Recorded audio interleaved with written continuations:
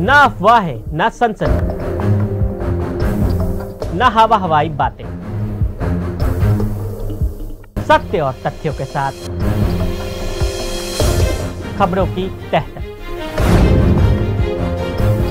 Trudeau की कूटनीतिक उदासीनता ने ओटावा के आतंक के पालन पोषण को किया उजागर। आतंकी निज्जर की हत्या को लेकर पिछले साल जो विवाद शुरू हुआ था, अब राजनयिकों को बाहर किए जाने के बाद गहरा गया है। भारत और कनाडा के बीच डिप्लोमेसी वार का आगाज हो गया। कनाडा ने भारत के खिलाफ संभावित प्रतिबंधों का संकेत दिया और दावा किया कि उसके पास इस हत्या में भारतीय सरकारी एजेंटों के शामिल होने के सबूत हैं।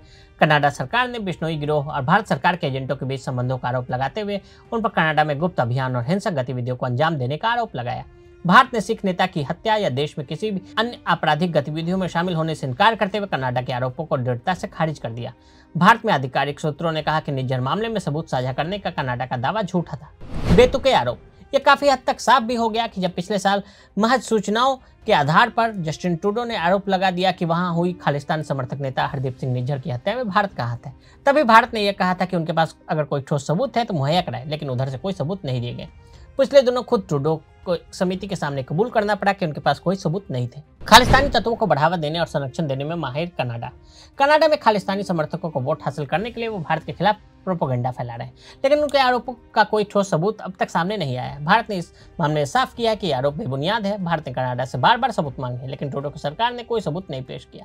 इसमें कोई संदेह नहीं है कि ट्रूडो कनाडा में भारत विरोधी खालिस्तानी तत्वों को बढ़ावा देने और संरक्षण देने में माहिर है। फिर भी भारत को उनके कूटनीतिक भोलेपन के लिए आभारी होना चाहिए, जिसने कनाडा की धरती पर चल रहे खालिस्तानी आतंक का अंतर्राष्ट्रीयकरण करने में मदद की है। आखिरकार यह भारत विरोधी नेटवर्क न तो उत्तरी अमेरिका देश में कोई हालिया घटना है, न ही जस्टिन ट्रूडो केंद्रित डेवलपमेंट है।